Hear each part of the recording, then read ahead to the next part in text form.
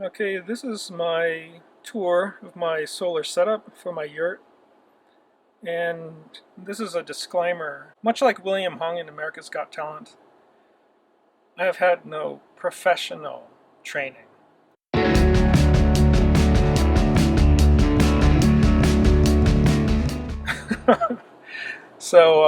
I'm a YouTube scholar, and I put this together as best as I can.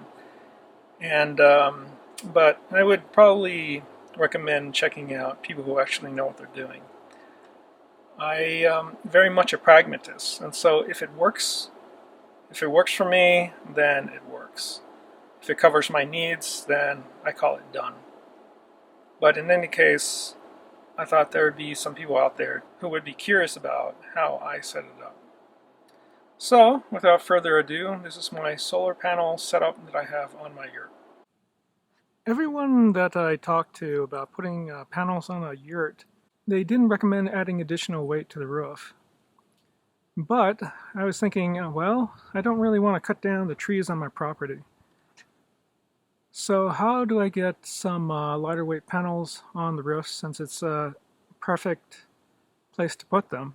And I decided on flexible solar panels. But how to connect them to the roof was the question.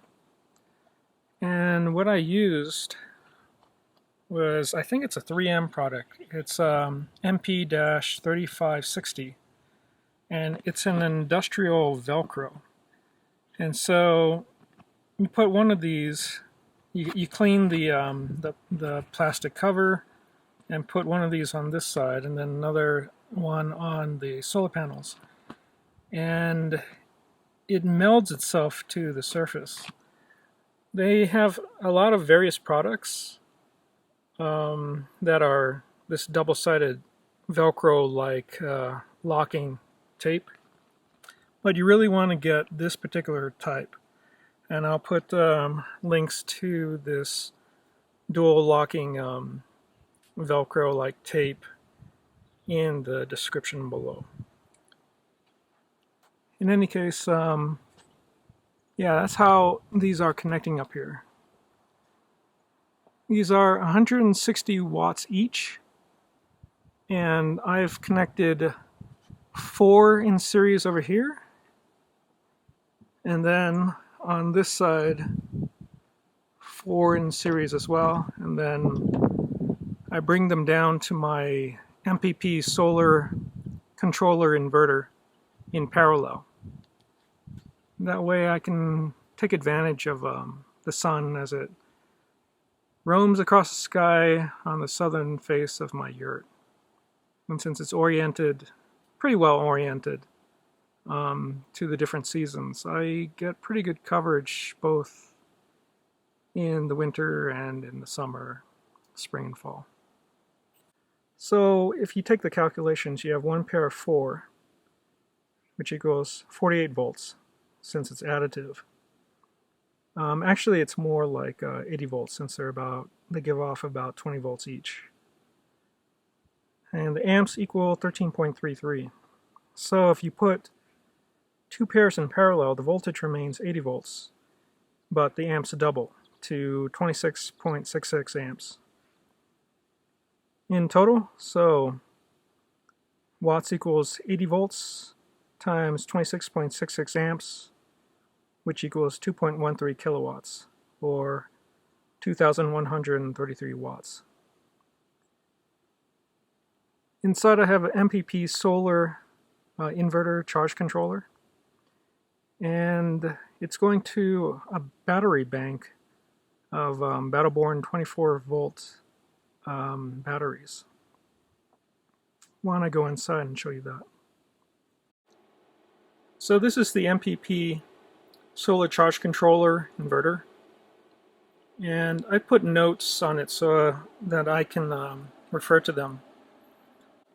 2.4 kilowatts pure sine wave inverter, and it's the same for the solar charge controller, the 2 kilowatt. 60 amp utility battery charger, and then if the battery is low, it can auto switch to utility. And single 120 volt 60 hertz split phase.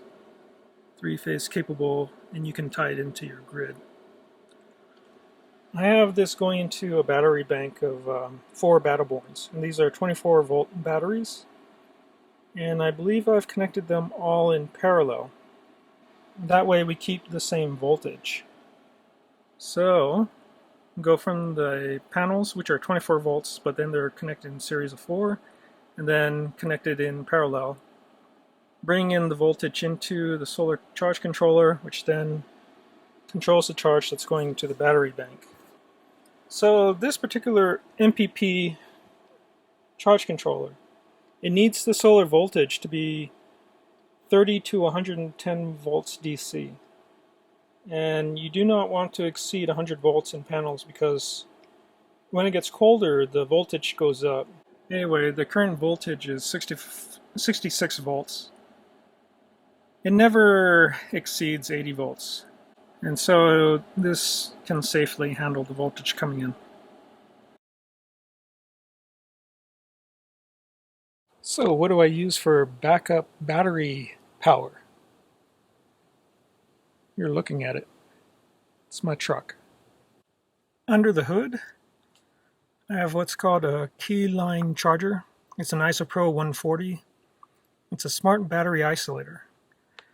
And so you can see there's when the LED is on, this will cut in at 13.3 volts DC.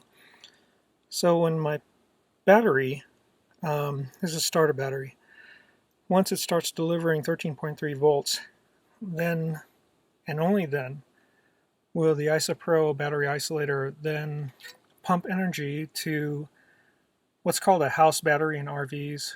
In my case, I have a lithium ion battery in my truck bed. Let's take a look at that.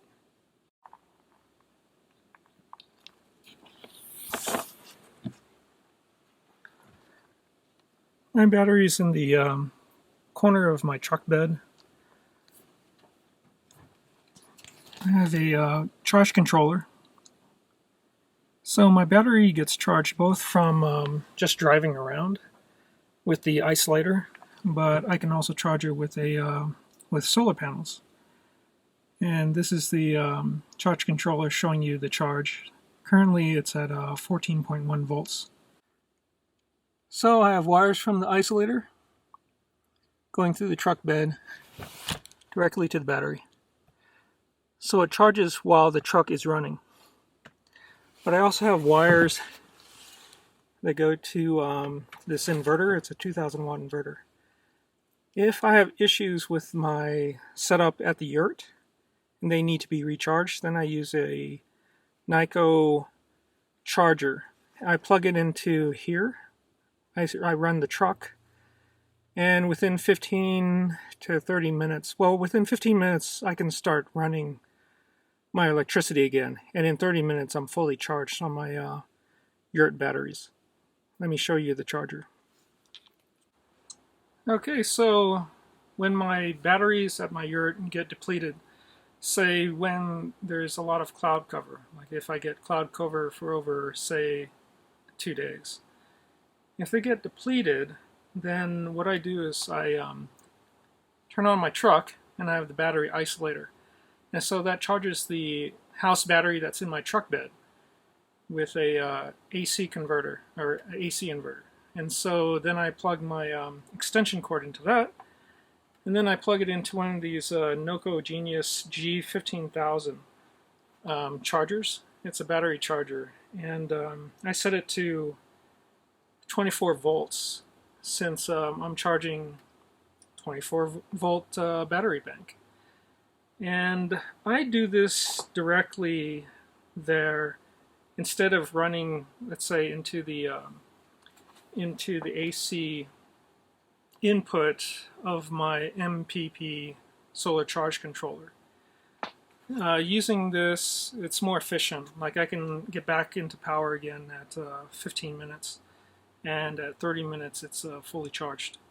So that's been my experience of using this. It's just much more efficient, it's faster. And this is after a lot of experimentation, so I'm pretty confident of at least what works for me. Okay, so that's a tour of my electrical system. That's my solar system that I use to power my yurt. If you have any questions or comments, leave them below and I'll try my best to answer them. Like I say, I'm not a professional, far from it, but I went to the YouTube University. We'll see what your comments say on what you think about my setup. But that's how I put panels on my yurt, how I attached them, how I connected everything to a lithium battery bank, and worst case scenario, what I do in case I run out of power. And so I showed you my charging through my truck. Please give it a like if you found some value in this video, and until then, I'll see you next time.